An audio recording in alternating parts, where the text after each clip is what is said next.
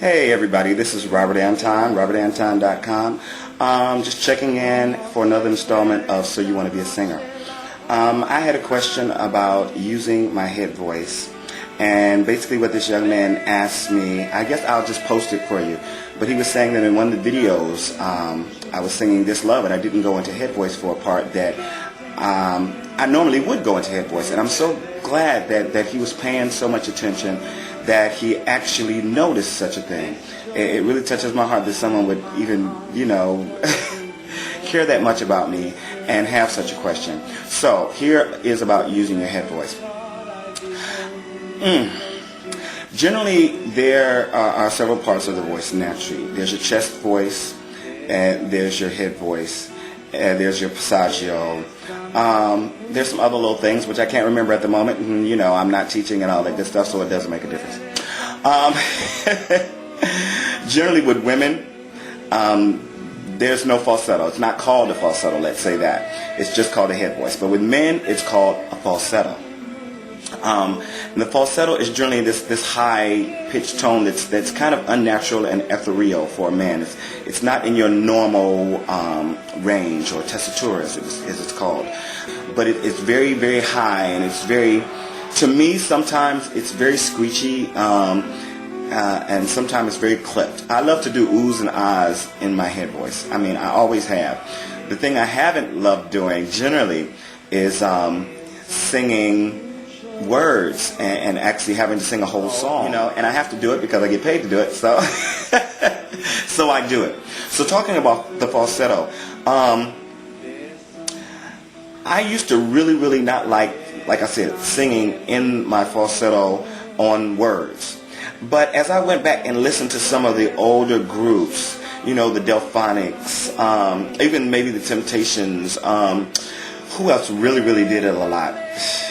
I probably should have done some research for this first, but this just sparked something in me and I had to say something. But a lot of these older groups, they did not always sound good doing this falsetto work, but there was something different about it. There was something special about it. And what I try to do when I do have to do that sort of thing is I try to find the special in it. Sometimes it grates on my nerves. Sometimes I like it. Sometimes it's just okay. But people tend to really enjoy the male way up in his range. And it's interesting and it's frustrating sometimes because, when I start to really, my voice gets tired. I've been singing a whole lot, and I start to get a little hoarse, or the muscles really start to get sore. The first thing that goes is my falsetto. So, I tend to try to be singing, my first, my last, my everything. I try to be singing down there, and people want me singing up in the sky.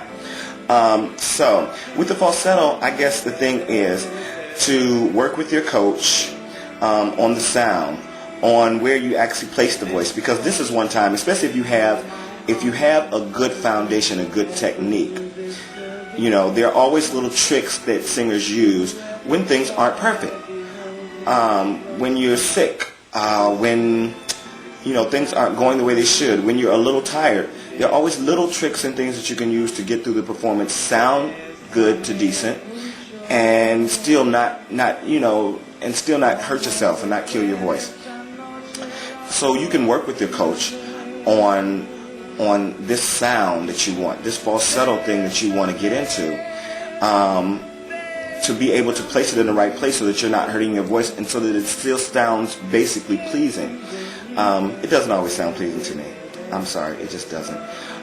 Many of the things that Justin Timberlake does, My Love, they're so flat, but people love it, and I think the song is hot, but it's literally flat, and I just don't like the way it sounds. There are some things that he does that I do like, and I like his natural voice, but the best way for you to listen to it is go to listen to My Love and listen to the sound. If you like it, that's great. But most trained professionals will say that's not good. He's flat. It's just not good. So whatever. It's all about choice, and it's all about doing what needs to be done sometime. Even though you are a performer It's a business, and in the business sometimes you have to work, and it's a lot of fun for me to sing. It's the thing I love most in the world, but sometimes it's work, and sometimes you just have to buckle down and do the work, and it doesn't always come easy, but at the end of the day, doing the work actually makes you stronger. It gives you another bird's eye view, and you have another trick in your bag of tricks to use later down the road, because a lot of times you remember, oh, I remember I did this at a certain time, and it happened and people really loved it. I didn't like it, but if they liked it, I guess I can get away with it this time. One last thing that I have said for this blog, really, is I was doing Smokey Joe's Cafe, and I did it all over, the world for a while, and I was basically doing two parts. I was swinging. I was doing Fred, which is the bass, and I was doing Ken, which is the baritone, tenorish, second tenorish kind of guy. And I auditioned for another national tour later on, and they wanted me to do Adrian, which is really a high baritone tenor, really high, and he has a lot of high songs. And I was like, no, I don't think I can do that. Well, I actually got cast in a different production of the show, and they didn't say who was going to be doing what. They said they were going to parcel out the parts, and they were going to split up the solos in a different way. And when we got to rehearsal, I was told that I was basically going to be doing Adrian. And, I was already in the city, I already signed the contract, and I was so worried about it. But I just sat down to myself and I said, God does not put anything on you that you cannot handle. So that means I can handle this. And all I have to do is find a way to do it, to be true to myself and not to kill myself. And as I started to rehearse and practice, somehow my voice just opened up and my top range was there for me through the whole run. Of course, I started getting hoarse in the first week, and that happens a lot of times on shows because you've been rehearsing so much. But through the rest of the run, I was fine. I didn't have a problem. And it really taught me that, sometimes you can go out of your comfort zone and really sound good. And so I hope this is talk just a little bit about a few different things. But as far as the falsetto is concerned, I know I try to talk to you guys like your friends. And, when you're in a conversation with somebody, sometimes, you go off on a tangent, which leads to another tangent, which leads to another tangent. And hopefully it comes full circle or it's all related. But as far as the falsetto is concerned, I say, if you like the sound, go for it. If you have to do it for a job, practice, work on it, find out what works for you, and have people listen to it and tell you how it sounds, and people who you really trust. And then just jump in and just do it.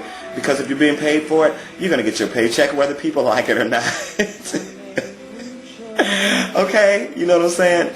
And if they really don't like it, next time, more than likely, the people who are paying you aren't going to put you in that position. They'll probably pat you on the back and they'll say, thanks a lot, man. I really appreciate it. I know I took you out of your zone, but, next time I'll get you so-and-so and so. Because people who really need something at that moment and they know that you're not actually absolutely perfect, but you're dependable and you're trustworthy and you'll really try your best, a lot of times they'll call you for stuff that is stuff that you just what? You want me to do what? But they're willing to pay you, and you're like, well, okay, well, I'll do it. And generally that leads to other things, and that's what this is all about. This is about working, and this is about creating a network of people who trust in you and who are willing to forward your information and recommend you to other people because you're trustworthy, you're hardworking, because you're a great performer, and because they like you. And there are some people that I love personally, and I really care about them, and I will recommend them for stuff all the time, even if they're not perfect for it, or even if I'm not certain they can do it. Because I want them to get out of their comfort zone, and I want them to learn more, to experience more, and of course to make more money.